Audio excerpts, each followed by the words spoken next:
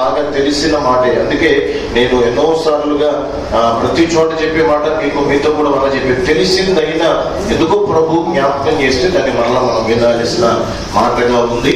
లేవియా కాండం 21వ అధ్యాయం. దైవజనులుగా మనం ఎరుగుతామనే నేను అనుకుంటున్నాను. లేవియా కాండం 21వ అధ్యాయం 12వ వచనాన్ని మనము చదువుకొని ధ్యానం చేసుకున్నాం ఈ పూట. దేవుని అభిషేక తైలము, దేవుని అభిషేక తైలము అనేది కిరీటముగా అతని మీద ఉండును కనుక అతడు పరిశుద్ధ మందిరమును విడిచి వెళ్ళరా. తన దేవుని పరిశుద్ధ మందిరమును అపవిత్రపరచరాదు, నేను యెహోవా. దేవుడి మాట ద్వారా మనందరితో మాట్లాడును గాక, మనందరినీ బలపరచును గాక. సేవకులంగా మనం గుర్తుపెట్టుకోవాల్సిన విషయం ఏంటంటే, పాత నిబంధన గ్రంథంలో నుంచి ఎక్కువ విషయాలు మనం తీసుకోవడానికి ఇష్టపడం. ఎందుకు అంటే ఇప్పుడు కొత్త నిబంధన సేవ అన్న వరబడి ఎక్కువైపోతుంది.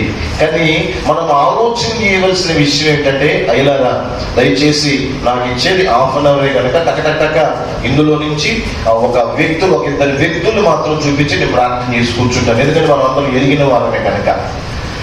మనందరం కూడా కొత్త నిబంధన వరబడి సేవ అలాంటి సేవే చేయాలి అన్న కాలంలో అనేక బోధల్లో మనం కొనసాగుతున్నాం కదా.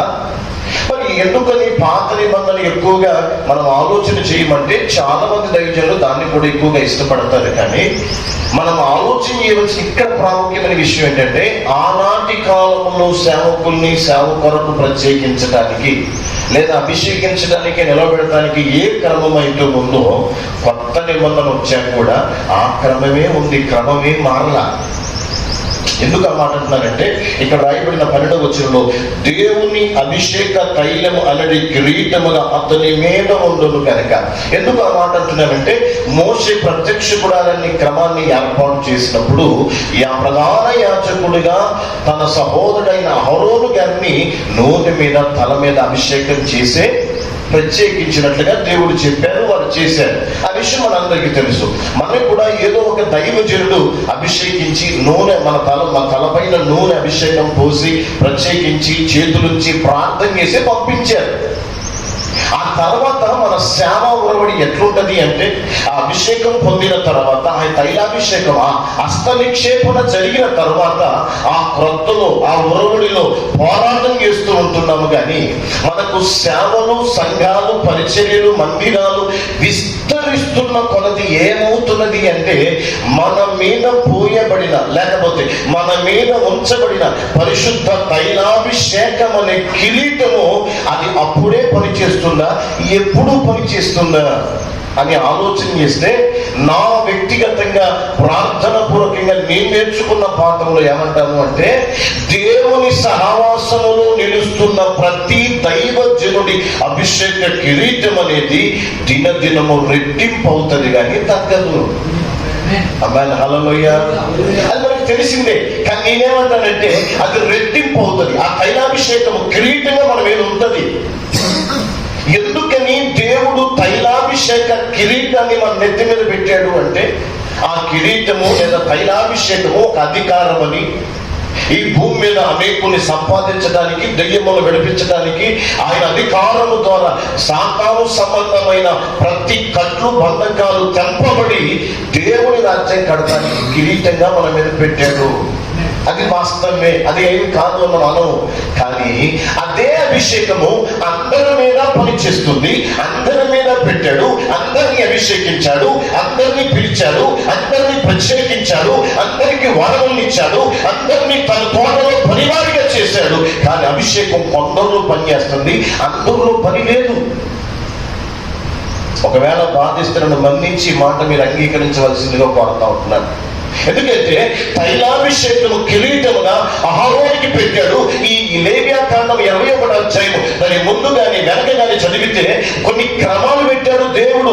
యాజకుడు ఏ చోటుకి వెళ్ళకూడదు, యాజకుడు ఏ చోట ఉండకూడదు, యాజకుడు ఎక్కడ పని చేయాలి, ఎలా పని చేయాలి, ఆ పనితనములో వారికి ఉన్న క్రమం ఏమిటో చాలా చక్కగా ప్రభువే సాక్షాత్తు దేవాది దేవుడు ఆ సీనాయి పర్వతం మీద మోషే గారి ద్వారా అహరోను క్రమాన్ని దేవుడు ఏర్పాటు చేసి గ్రంథమును లిఖించి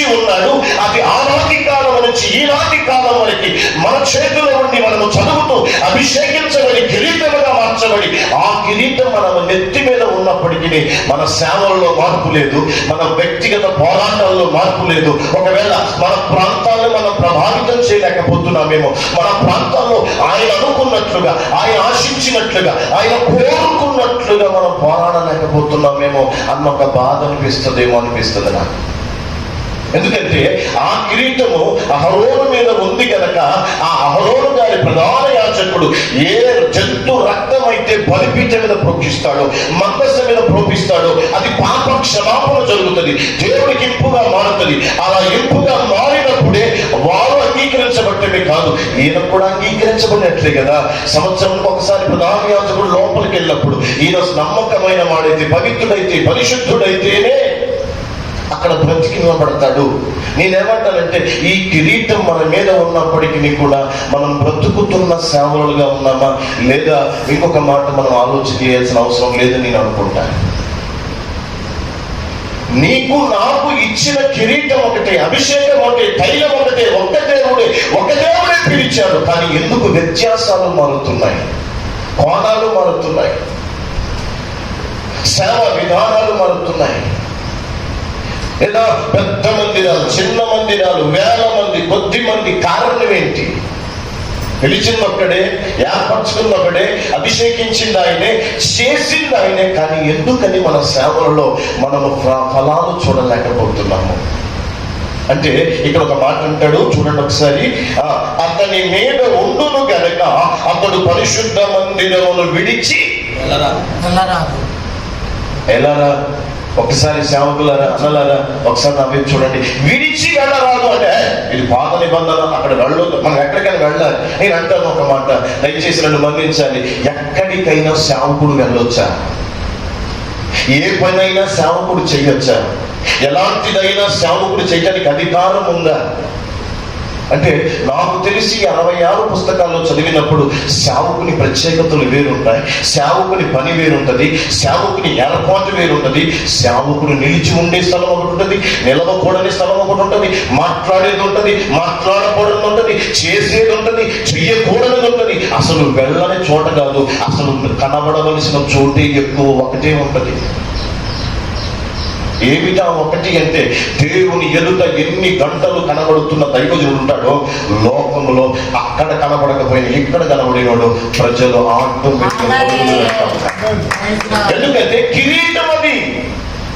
నేను చెప్పే మాట కాదు, అక్కడ మరలా మనం చదువుకున్న దేవుని అభిషేక తైలం అనేది కిరీటముగా అతని మీద ఉండును. అంటే మనము ఈ పోరాటములో, ఈ సేవ ఒరవడిలో, ఈ సేవ పరిచయ ఇబ్బందుల కొలిమిలో మన కిరీటాన్ని మనం తప్పులు చేస్తున్నాం. అంటే నిలవకూడని చోట, ఉండకూడని చోట, మాట్లాడని విధముగా మాట్లాడుతున్న చోట, లేదా మనం ప్రవర్తించకూడని చోట ప్రవర్తించడం ద్వారా. ఎందుకు ఈ మాట అంటున్నానంటే ఒకవేళ మీకు ఇబ్బంది అనిపిస్తారని క్షమించండి, భరించండి. పూటకి ఎందుకు అంటానంటే మనము ప్రభు ఎదుట నిలవబడితే మన కిరీటము ప్రకాశిస్తుంది, మన తైలాభిషేకం ఎక్కువ అవుతుంది. ఎందుకంటే దానిలో ఉన్న ప్రభావము ఖచ్చితంగా మన కుటుంబంలోనూ మన సేవా పరిచయలోనూ ప్రభావితముగా పనిచేయటం మొదలు పెడుతుంది. మన పెద్దలు పితరులైన సేవకులు ఎందరో చెప్పారు, నేను గదిలో ఉండగా ప్రభువు నా కొరకు ప్రజల్ని పంపిస్తాడు అన్నారు. ఎందరో పెద్ద దైవ చెప్పారు. ప్రభువును చూస్తున్న వాడిని ఎంత ఒక్క జాన్వేశ్వరి గారి మోకాళ్ళు వేస్తే ఆయనకి ఆ దేశము సొంతమయ్యింది. మనము మోకరించగలిగితే అలాగన్నప్పుడు మేము ప్రార్థన చేసేదంటారా? అయినా నన్ను క్షమించి ఒక మాట అడుగుతాను. మనము దినానుసే ప్రతి దినం పోరాటం చేస్తున్నాం, కానీ అన్నీ మనం చేస్తున్నాం. కానీ ఒక దశమ భాగం అంటే డబ్బులు కాదండి, అట్లా కనుక్కోమాకండి. అయ్యారు దశమ భాగం అంటే డబ్బులు అనుకోమాకండి. నేను ఏమంటానంటే 24 గంటలు మనకు ఇచ్చాడు ప్రభు, విశ్వాసులకు ఇచ్చినట్టు మనకు ఇచ్చాడు. 2 గంటల 40 నిమిషాలు అదొక దశమ భాగంగా సమయాన్ని ప్రభువుకి ఇవ్వాలిగా. మరి 2 గంటల 40 నిమిషాల్లో మనం ఏం చేయాలి? కనీసం 1:20 నిమిషాలు ప్రార్థన చేస్తే, 1:20 నిమిషాలు వాక్యం చదివి నువ్వు నిలవబడితే, నువ్వు నిలవబడిన చోట నువ్వు కాదు, నీ మీద ఉన్న తైలాభిషేకం పనిచేయడం మొదలు పెడతాడు. ఎలా పనిచేస్తుందో తెలుసా? హృదయం మార్పిడి చేస్తుంది. అందుకే ఆది అపోస్తుల కాలంలో వారు ఏమి చేసినా అద్భుత అద్భుతాన్ని జరిగినాయి. అందుకే పౌలు గారికి పాము గడిచిన ఆశ్చర్యం ఏమి కలగలేదు, మరణం ఎందుకు సంభవించలేదంటే అభిషేకం. అభిషక్తులు మనం కూడా అంటూ ఉంటాం, అభిషక్తులైన దైవజనులు. మనం పెద్ద పెద్ద దైవజనులు చూసి ఆయన అభిషక్తుడండి, ఆయన అభిషేకించబడిన వాడండి, అభిషేకంతో ఉన్నవాడు. ఎందుకని అంటే వారు గదుల్లో ఎక్కువగా ప్రభువుకు కనబడ్డారు, వారి కిరీటము ప్రకాశిస్తుంది, వారి అభిషేకము రెట్టింపు అవుతుంది. అది ప్రభావితము లోకంలో ఆ దేవుని అభిషేకం ప్రభావితం చేస్తేనే ఏ దైవజనుడిని సేవ అయినా హెచ్చించబడుతుంది, గణపరచబడుతుంది. ఆ సేవలో ఆత్మలు చూడగలుగుతాం, వరములు చూడగలుగుతాం, ఫలాలు చూడగలుగుతాం. హల్లెలూయా. మన సేవలలో మనం ఎన్నో పోరాటాలు ఎదుర్కొంటున్నాం, ఎన్నో ఎన్నో ఇబ్బందులు ఎదుర్కొంటున్నాం. కానీ వాటన్నిటిని ఎదుర్కోవడానికి వాటిని లక్ష్య పెట్టేటట్లుగా మన భ్రమపరచు ఆత్మలు పనిచేస్తున్నాయి. ఒకవేళ మీకు ఇబ్బంది అనిపిస్తే నాకేం ఇబ్బంది లేదు. ఎందుకంటే మన చూపు అంతా ఇదిగో నేను మందిరం అయ్యా ఒకసారి తల్లు పైకి పెట్టి వినొచ్చుగా, చిన్నోళ్ళు పెద్దోళ్ళు ఇది పూటలను నిలబెట్టారు వినొచ్చుగా. మనం మందిరం కట్టినప్పుడు, గృహం కట్టినప్పుడు, సంఘాలు కట్టినప్పుడు అనేక సమస్యలు మన మీద పడుతూ ఉంటాయి. కానీ విచిత్రం ఏంటంటే 100% మనం సమస్యలలో చూస్తూ ప్రభువుని వైపు చూడాలి. విశ్వాసం ఉంది, మనకు అన్నీ ఉన్నాయి. మనం సేవకుల విశ్వాసం కాదు, మనకు అన్నీ ఉన్నాయి. కానీ మనం ప్రభు వైపు చూడటం అంటే మనము ప్రయత్నించక ప్రభు ఎదుట నిలిచి ప్రయత్నిస్తే ఆ ప్రయత్నము మనుషుల యొద్దకు వెళ్ళవలసిన అవసరం లేదు, మనుషులే మన యొద్దకు ఆకర్షిస్తుంది అభిషేక తైలకి. అందుకే బైబుల్లో ఒక మాట ఉంది కదా, మనందరికి అవసరం లేదు, నేను రెఫరెన్స్ ఎవరికి ఏం చెప్పలేదు, ఎందుకంటే మనందరికి ఎరుగుతుంది కనుక. ఆయన అంటాడు, ఒక యూదుని చెక్కు పట్టుకొని 10 మంది అన్యులు వస్తారు. ఎలా వస్తారండి అంటే, ఏ అభిషక్తుడైన దైవజనుడు అభిషేకించబడి మందిరములో అభిషక్తుడైన వాడిగా పరిచయం చేస్తాడో, ఈ అభిషేకం విశ్వాసులు పనిచేస్తే, ఈ అభిషేకం విశ్వాసుల మీదకి వెళితే, వాళ్ళు అభిషక్తులుగా మారి లోకంలోకి వెళితే వాడిని చెక్కు పట్టుకొని 10 మంది పరుగులు ఎడతారట. 10 మంది. ఈ రోజుల్లో పెద్ద పెద్ద సంఘాలు అంటారు, మా మందిరానికి ఒకసారి రావచ్చుగా, అది రావచ్చు కానీ వాళ్ళు గొప్పలు చెప్తున్నారు. కానీ నేనేమంటానంటే, మనం ఎవరి వైపు చూడాల్సిన అవసరం లేదు, ఎవరి మీద విసుకోవాల్సిన అవసరం లేదు, ఎవరు నా సంఘాన్ని దొంగిలించ. నేనేమంటానంటే, నీ యొద్ద నుంచి నా యొద్ద నుంచి ఎవడెళ్ళినా వాడు చెత్త కాగితంతో సమానం. నన్ను ఒకవేళ మీకు బాధ అనిపిస్తే నన్ను మన్నించండి, కానీ వాడు చెత్తతో సమానం. అంతకన్నా శ్రేష్టమైన గోధుమ గింజలను, మేలుకరమైన గింజలను ప్రభు మనకిస్తాడు, మనకు ఖచ్చితంగా ఇస్తాడు. ఎందుకంటే మనం ఇంత ప్రాణములకు ఎక్కువగా ప్రయాసపడి కుటుంబాన్ని, పరిచయం, సంఘాన్ని, క్షమించండి, ఆ భార్యని, పిల్లల్ని పక్కన పెట్టి వీరి కోసం ప్రయాసపడిన మనని వదిలిపెట్టారు అంటే వారు మనకు ఉపయోగకరమైన వారు కాదు.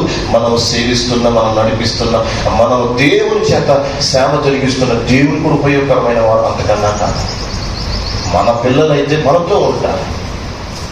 కనుక ప్రతి దైవజనుడుగా మనం ఈ పూట గుర్తు పెట్టుకోవాల్సిన మాట ఏమిటంటే, మనమున్న ప్రాంతములలో మనకు ఎవ్వరు తోడున్నా లేకపోయినా, మనతో ఎవరు వచ్చినా రాకపోయినా, ఒకవేళ ఒక్కొక్కసారి సేవకురాళ్ళు సహకారంగా లేకపోయినా, పిల్లలు సహకారంగా లేకపోయినా, కొంతమంది అంటారన్నా మీకైతే భలేగా అందరూ ఉన్నారన్నా, మాకు ఎవరు లేడు. నేను చెప్పనా, ఎవరు లేనప్పుడేగా నిన్ను నన్ను పిలిచింది, ఎవరు లేనప్పుడేగా నిన్ను నన్ను అభిషేకించింది, నీకేమి రానప్పుడేగా అభిషేకం ఇచ్చి పిలుపునిచ్చి నిలవబెట్టింది. నేను అంటాను, అలాగ నన్నే పిలిచాడు, నన్ను అభిషేకించాడు అంటే ఎవరిని వాడుకోవద్దని నా బోధ కాదు. కానీ నేనేమంటానంటే, నీ మీద, నా మీద, మనందరి మీద ఉన్న తైలాభిషేకాన్ని, ఆ కిరీటాన్ని ప్రతిరోజు పని చేయటం అనగా దాన్ని రెట్టింపైన ప్రభావితముతో ఉండునట్లుగా మనం పని చేస్తే ఒంటరైన వాడిని 1000 మందిని చేస్తానన్నాడు. ఇద్దరు, ఒక్కడు 1000 మందిని తరిగితే ఇద్దరు 10,000 మందిని అన్నాడు. నేను అంటాను, మనం ఒక్కళ్ళమే, మరి మనతో పాటు పాస్టర్ ఉంటది కదా, మనం ఎట్టిపోయినా మరి ఇప్పుడు ఇద్దరు ఎంతమంది అవ్వాలి? మనం ఆలోచన చేసుకుందాం, టెస్ట్ చేసుకుందాం.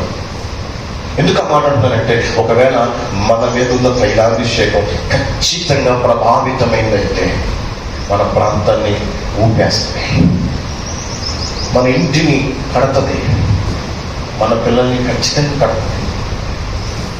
ఎందుకంటే మనము సమస్యల వైపు, మనకి సేవకుల మీద ఖచ్చితంగా నిందలు ఏమున్నా లేకపోయినా ఊరికే వస్తాయండి.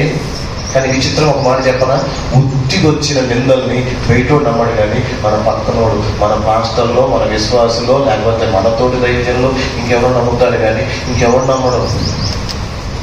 మనకి తెలుసు అన్నగారు పగడాల ప్రవీణ్ అన్నగారి విషయంలో చాలా రూమర్లు వచ్చాయి, కానీ ఒక్క రూమర్ బాగా హల్చల్ అయింది. ఏంటంటే ఆయన చనిపోవడానికి బయటోడు ఎవడో కాదు, వాడు ఇంటోడే. అంటే కాపర్లోనో సంఘ క్రైస్తవ లోకంలో ఉన్నట్టుగా ఎక్కువ మంది మాట్లాడారు. మనం అట్లా ఉన్నామని నేను చెప్తాను లేదు, కానీ నేనేమంటున్నానంటే మనము ఇతరుల వైపు చూడక మన మీద ఉన్న అభిషేకాన్ని గురించి ఆలోచన చేయడానికి, పని చేయడానికి, దాన్ని పోరాటానికే సమయం లేని కాలం. మనం ఇతరుల వైపు, ఇతర సంఘాల వైపు, ఇతరుల సేవల వైపు మనం చూడాల్సిన అవసరం లేదు. నేను ఒక మాట అంటాను, బదరీ వృక్షం కింద ఉన్న ఏరియాకి దేవుడు కాకి ఆజ్ఞాపించాడుగా, నువ్వు ఉన్న మందిరంలో ఆయనతో నీవు ఉంటే ఆ బదరీ వృక్షం కిందకి కాకి వచ్చినట్లుగా నీకు నాకు అనేకమైన కాకుల్ని ప్రభువే తాగుతాడుగా. ప్రజలు పెడితే ఒక్క పూటతో పెడతారండి, కానీ ప్రభు పెడితే 3.5 సంవత్సరాలు పెట్టడం మొదలు పెడతారు. 3.5 సంవత్సరాలు. సారేపతి విగ్రహాల దగ్గర కూడా అదే జరిగిందిగా, బదరీ వృక్షం కింద కూడా జరుగుతుందిగా.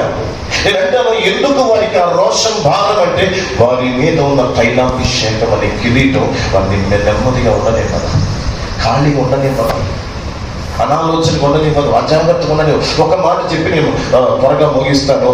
ఏమిటి అంటే, దేవుడే సమూయేలు ద్వారా 2 వ్యక్తులను అభిషేకించమని చెప్పాడు. అభిషేకించింది ఆయనే. ఎవరిని? 2 మనందరికీ తెలుసు. మొదట సౌలు అభిషేకించారు, తర్వాత దావీదు గారిని అభిషేకించారు. నేను అంటాను, ఎందుకని మరి సౌలు అంత ప్రభావితంగా లేకపోయాడు, దావీదు ఎందుకని మనందరికి ఇష్టంగా మారిపోయాడు? ఇంకొక విచిత్రమైన మాట చెప్పనా, సౌలు గారిని అభిషేకించిన దేవుడు సౌలు గారి కాలంలో జరిగినటువంటి వారి చేతి కింద ఉన్నటువంటి పొరపాట్లు దావీదు గారి కాలంలో మరి ఎక్కువైపోయాయి. అవునంటారా కాదంటారు?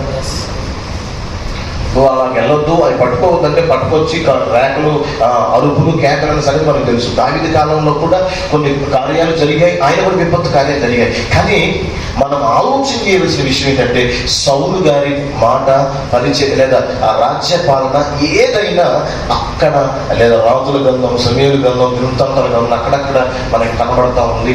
ఆ రాజుల గ్రంథంలో ఎక్కువగా మనకు కనబడతా ఉంది, అక్కడే ఉంది. కానీ దావీదు గురించి గ్రంథంలో ఎక్కడైనా పెట్టుకుంటా ఉంది.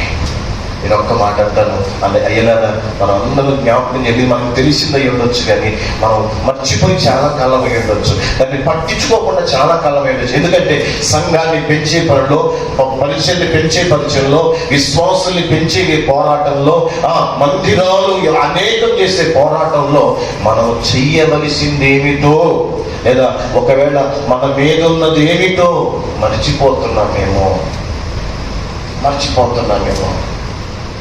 ఒకసారి పెద్ద దైవజనుడు ఇలాగన్నారు, ఏమన్నాడంటే, ప్రభువుకి ఎక్కువగా కనబడేవాడట పరలోకపు రాజ్యానికి ఎక్కువగా మేలు చేస్తాడట అన్నప్పుడు నాకు భలే భయం అనిపించిందండి. గట్టిగా ఒకసారి స్తోత్రం చేశాను. హల్లెలూయా. ప్రభువుకి ఎక్కువగా కనబడేవాడు, ప్రభువుకి ఎక్కువగా కనబడటం అంటే మీరేమంటారంటే, దయచేసి నన్ను మన్నించాలి, పాత కాలపు అపోస్తుల కాలంలోనైనా లేదా మన పితరుల కాలంలోనైనా సంఘం కట్టి మందిరాలు కట్టబడేవి. ఇప్పుడు నాతో అందరి గురించి మాట్లాడుతున్నాను. మందిరం కట్టి సంఘాలు కడుతున్నాం అంటే అక్కడ మార్చి వేస్తున్నాం పరిచర్యలు. మందిరాలు స్థలాలు దొరకవండి, కోట్లు అయిపోతున్నాయండి. నేను ఒక మాట అంటాను, లోకంలో ఉన్నవాడి కంటే మనలో ఉన్నవాడు గొప్పవాడు కదా. మనం సంఘాన్ని కడితే లోకంలో ఏదైనా తలకిందులు అయిపోద్దిగా, తలకిందులైపోద్దిగా. ఒకసారి ఒక సాక్ష్యం విన్నాను. విజయవాడ నగరంలో ఇప్పటికీ ఆ దైవజనులు ఉన్నారు, ఆయన సురేష్ గారట. చాలాసార్లు మనం చెప్పగా విన్నాను. ఆయన మంచి వ్యాపారవేత్త, కానీ ఆయనకు కోట్ల రూపాయలు, దాదాపుగా 23-24 కోట్ల రూపాయలు అప్పులైపోయి ఇక చచ్చిపోవాలి, నాకు వద్దు అన్న కోణంలో ఉంటున్న తరంలో ఎవరో దైవజనుడికి ఆయనకి దేవుడి గురించి తెలిపారు. తెలిపిన తర్వాత ఆయనకి విశ్వాసం వచ్చింది. ఏమనంటే, ప్రభువా 23-24 కోట్ల రూపాయల అప్పు ఉంది, నాకు ఎవరు తీరుస్తాడు అని ఎన్ని ప్రయత్నాలు చేసినా జరగలేదట. ఆయనకి ఎవరు చెప్పారట, ఇదంతా కదా మోకాలు వేసి ప్రార్థన చేసుకో, నీకు దేవుడు తీరుతాడంటే. ఈయనకు ఆశ్చర్యం అనిపించిందంట ఆ మాట. మనుషులు ప్రయత్నం చేస్తేనే కదా దేవుడు సాయం చేసేది, మరి నేను ప్రార్థన చేస్తే 23 కోట్లు ఎట్లా తీరుతాయి? అని ఆశ్చర్యపడి, కాదులే ఒకసారి ఎందుకు అన్నాడో ఒక మాట విన్నాం అని చెప్పి ఆయన ఏం చేశాడంటే మోకాళ్ళు వేసి ప్రార్థన చేయడం మొదలు పెట్టాడట. అయ్యారా 13 దినాలు మాత్రమే ప్రార్థన చేశాడట. విచిత్రం ఏంటి తెలుసా, 13 దినాల్లో మీరు నమ్ముతున్నాను ఇప్పటికీ ఆ దైవజనులు ఉన్నారు, ఐపీసీలో ఆయన సేవ చేస్తున్నారు, విస్తారంగా వాడబడుతున్న దైవజనుడు ఆయన. మరి మనకి పరిచయం ఉందో లేదో తెలుసో తెలియదు, నాకు తెలియదు, కానీ ఆయన 13 రోజుల్లో 23-24 కోట్ల తీరిపోవటమే కాదు, ఏ కంపెనీలైతే మూతపడ్డాయో అధికారులే తెలియకుండా ఆయన దగ్గరకు వచ్చి కంపెనీలను ఓపెన్ చేశారు. ఇప్పుడు ఆయన కొన్ని వేల వందల మంది దైవజనులు సంఘాలకు పెద్ద నాయకులుగా ఉన్నారు. ఆయన బయట కనపడరు. ఎందుకు ఈ మాట అంటానంటే, ఆయన చెబుతూ ఒక మాట అన్నాడు, నన్ను అభిషేకించిన నా దేవుడు నన్ను ఎప్పుడు కూడా అనామకుడిగా ఎక్కడ ఉంచలేదు అన్నాడు. అంటే నిన్ను నన్ను అభిషేకించింది మనుషులు కాదు, పరిస్థితులు కాదు, పోరాటాలు కాదు, ప్రజలు కాదు, సృష్టికర్త అయిన దేవుడా. భూమి మీద ఏమైనా నీ కొరకు చేయగలిగే దేవుడు నిన్ను నన్ను అభిషేకించాడు, ఆ కిరీటాన్ని పెట్టాడు. దాన్ని మనం ఫలితము కలిగిన ఆయుధంగా వాడుకోగలిగితే ఈ భూమి గారు ఎవ్వడు మన ఎదుట నిలవబడలేడు. ఏది మన విపత్తులు ఎదుట పోరాటాలు అన్ని కామన్ అంటే చాలా మంది ఒక మాట అంటాను, అయ్యలేదా చాలా మంది అమ్మా ఎంత ఇబ్బంది తెలుసా అన్నా, ఎంత కష్టమో. నేను అంటాను, ఇవన్నీ వస్తాయని గ్రంథంలో రాయలేదా? మన పితరులైన గొప్ప గొప్ప దైవజనులకి అపోస్తులైన పౌలు గారు, యోహాన్ గారు, 12 మంది అపోస్తులు వీరందరూ అనుభవించలేదా? మన వెనకాల ఉన్న పెద్ద పెద్ద దైవజనులు పడట్లేదా? మరి మనం ఎందుకు పడం? ఇవన్నీ కామనే. కానీ మనం మరిచిపోయేటట్లుగా మన కనులకు గుడ్డితనము కలుగుతుంది. నన్ను మన్నించాలి ఒకవేళ ఈ మాట ఇబ్బంది అయితే. మన కనులకు గుడ్డితనం కలుగుతుంది. ఏమిటా గుడ్డితనం? దేవుని పని కొరకు వచ్చిన మనము దేవుని గురించి ఆలోచించుట లేదు, మనం భూ సంబంధముగా మనం పోరాటాలు చేస్తున్నాం. నేను ఏమంటానంటే, అసలు దేవుని తోటలో మన పని ఒకటే, ప్రజలను పాపములో నుంచి విడిపించడం మన పని, మనకేమి కావాలో చేయటం ఆయన పని. కానీ మనము మన పని మనం చేయట్లేదు, దేవుడి పని చేయడానికి పోరాడుతున్నాం. అందుకే కొన్నిసార్లు మన ప్రార్థనలు ప్రభు వినట్లేదు, మౌనం దానికి చెప్తాను. ఉపవాసాలు ఉన్న, పోరాటం చేసిన, ప్రభు పాదాలు పట్టుకున్న, మౌనం ఎందుకున్నాడంటే, నీ పని చేయటం నిలబడితే, నీలో ఉన్న తైలాభిషేకం పని చేయటం మొదలు పెడితే నువ్వు ఎక్కడికి వెళ్ళాల్సిన అవసరం లేదు. ఇప్పుడు సురేష్ అన్నాడు ఉన్నారు, ఇక్కడికి ప్రజలు వారు పరుగులు ఎత్తొస్తారు, వారిని పిలుస్తాడండి, వారికి జ్ఞాపకం చేస్తాడండి, వారిని తోడుకొని బలవంతం చేస్తాడు, ప్రభు చేస్తాడు. నేను ఒక మాట అంటాను, నువ్వు నేను పిలిస్తే, నువ్వు నేను ప్రయత్నాలు చేస్తే వాళ్ళు వస్తారు, వెళ్ళిపోతారేం, కానీ ప్రభు పంటకు వస్తే వాళ్ళు అంటారు, నువ్వు మమ్మల్ని పోమయ్యా, ప్రభు మమ్మల్ని ఎక్కడికి వెళ్ళమన్నాడు, మేము ఇక్కడే ఉంటాము. నేను ఒక మాట అంటాను, అయ్యలేదా? మనము సేవలలో మన ఆరంభములో ఉన్న విశ్వాసి మన అంతములో ఉంటున్నాడా? కానీ పాత తరాల సేవలలో వారు ఆరంభములో ఉన్న వారు ఈ అంతములో కూడా ఉండి వారి సేవలను అప్పటికీ భుజముల మీద నిలిచి ఉన్నాయి. మనకి ఒక నానుడు పదమైంది, నువ్వు కాకపోతే ఇంకొకరు, నువ్వు కాకపోతే ఇంకొకరు. అయ్యా నన్ను క్షమించండి, నువ్వు కాకపోతే కాదు, నువ్వే కావాలని కోరుకోవాలి. ఎందుకంటే దేవుని సెలవు లేకుండా ఎవరైనా మన సంఘములో, మన పరిచయంలో అడుగు పెట్టరు. సాధ్యమైనంత వరకు వారిని కోల్పోయే ప్రయత్నం మనం చేయకూడదు. నువ్వు కాకపోతే అంటే ఆ విశ్వాసి పట్ల నువ్వు కాకపోతే అనుకున్నప్పుడు ప్రభువును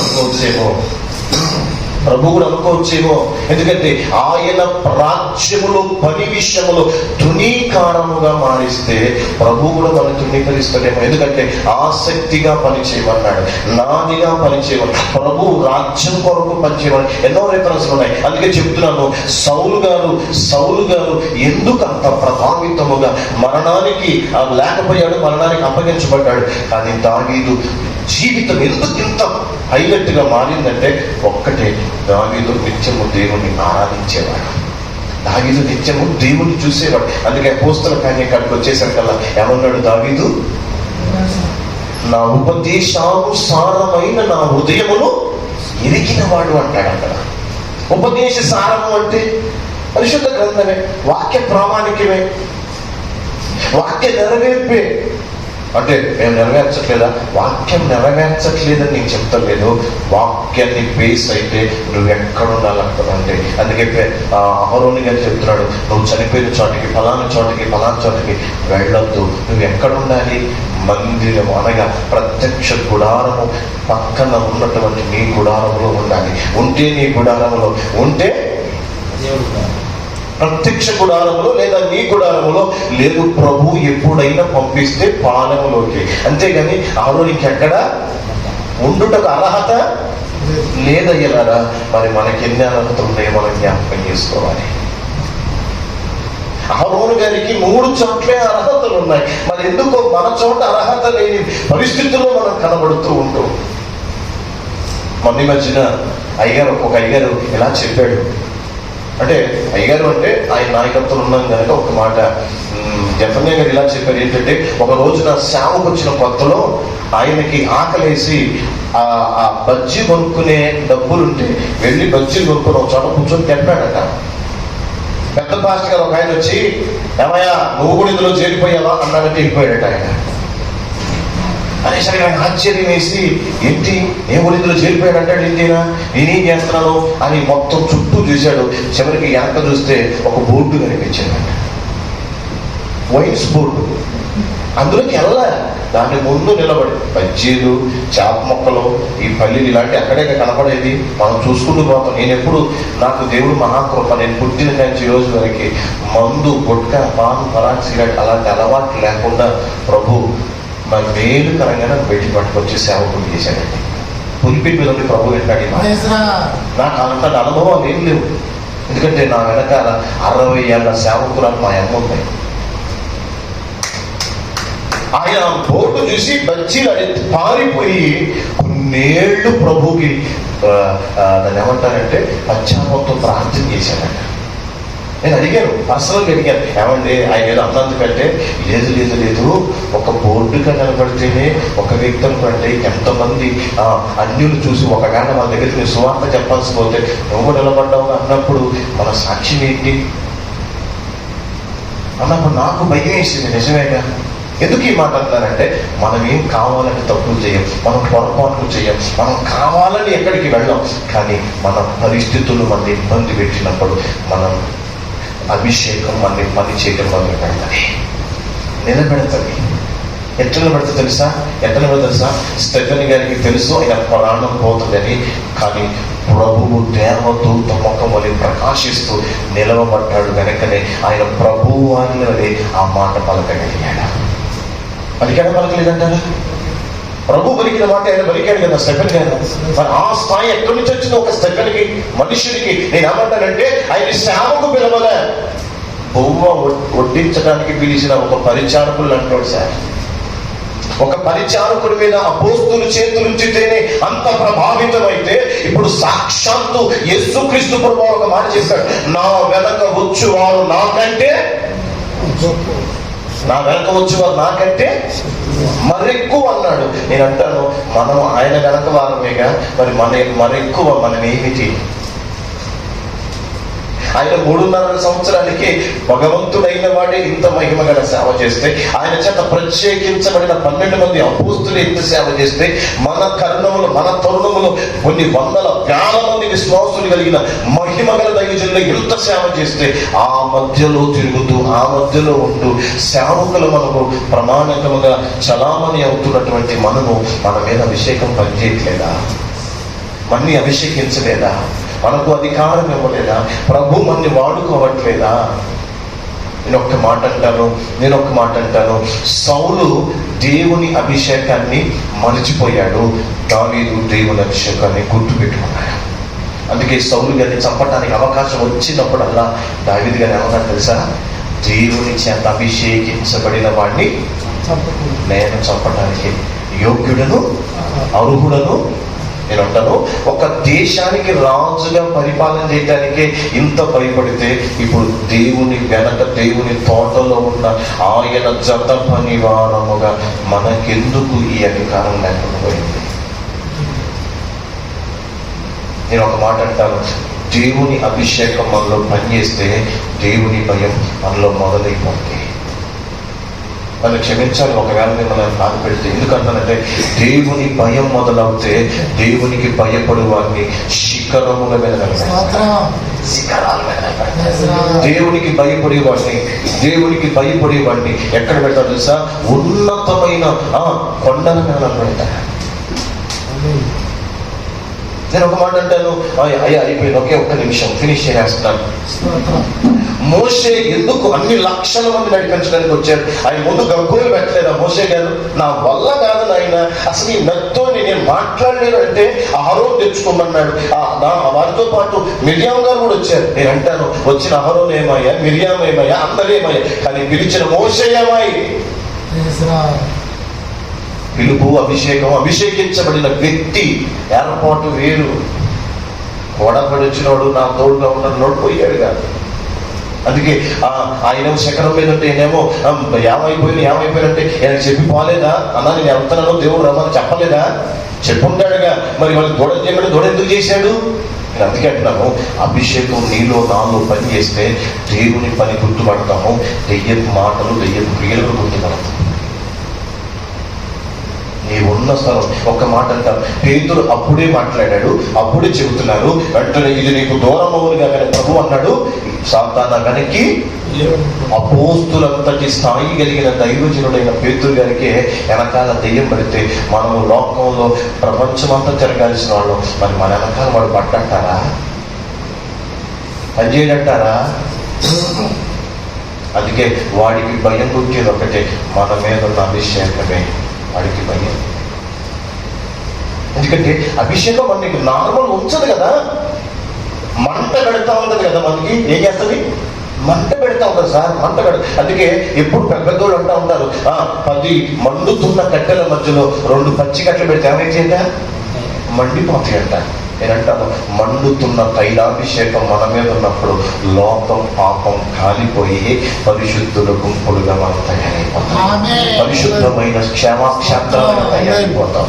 ఈ భూమి మీద వీరు భూమిని తలపిందులు చేయువారు ఎక్కడికి వచ్చారని ఆ కాలంలో చెప్పడం కాదు, ఈ కాలంలో ప్రభు చెప్పిస్తాడా? ఆ కాలంలో పాములు కలిస్తే కావాలని అందరూ ఒక పాస్టర్ గారు నేను చూడు విషయాన్ని దాగి మీకు ఏం కాదన్నట్టు చచ్చిపోయినట్టుగా జరగదు. నేను అంటాను, దేవుణ్ణి అవమానం జరగడానికి కావాలని కాదు, ప్రభు అభిషేకం పని చేస్తామంటే నువ్వు అట్లాంటి పరిస్థితుల్లో ఉన్న మరణంలోంచి బయటికి లేకపోతావు. ఎంతమంది దైవజన సాక్ష్యాలు లేవు అన్నలారా?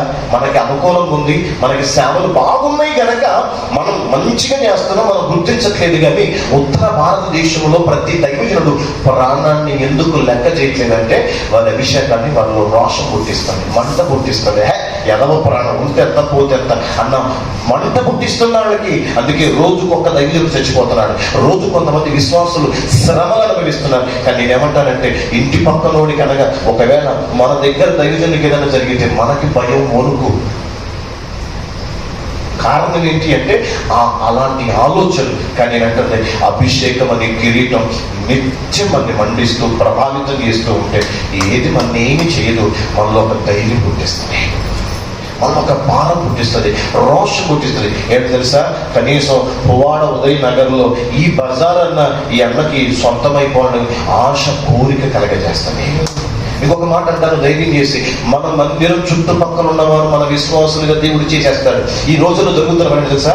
నలుగురు విశ్వాసం తెచ్చి మన పక్కన పెట్టుకుంటాం. కానీ ఏంటంటే మందిరానికి స్థలం ఎక్కడిస్తే వాళ్ళు మన విశ్వాసులుగా మారిపోవాలి. అక్కడ సేవ మొదలైతే ఎక్కడైనా సేవే. మన చుట్టుపక్కల మనం గెలవగలిగితే ఎక్కడైనా గెలుచుకుంటూ పోతాం. వాళ్ళు గెలవాలంటే కిరీటం కావాలి, అభిషేకం కావాలి. అభిషేకం అంటే దాంట్లో కోణాలు విధానాలు చాలా ఉంటాయి. కానీ ఒక్క మాట మీకు జ్ఞాపకం చేస్తున్నాను, సౌలు గారు తన ప్రాణాన్ని తాను తీసుకోవాల్సి వచ్చింది. దావీదు ఒక్క మారే పాపం చేశాడు. ఆ ఒక్క తప్పు చేసిన దేవుడు దాన్ని దృష్టించలేదు, పక్కన పెట్టినట్టుగా కనపడదు. ఎందుకంటే కొత్త నిబంధనలకు వచ్చేసాడని చెప్పేశాడు కదా ఆయన గురించి. నేను చెప్పనా, మూడు విషయాలు మనకు తెలుసు.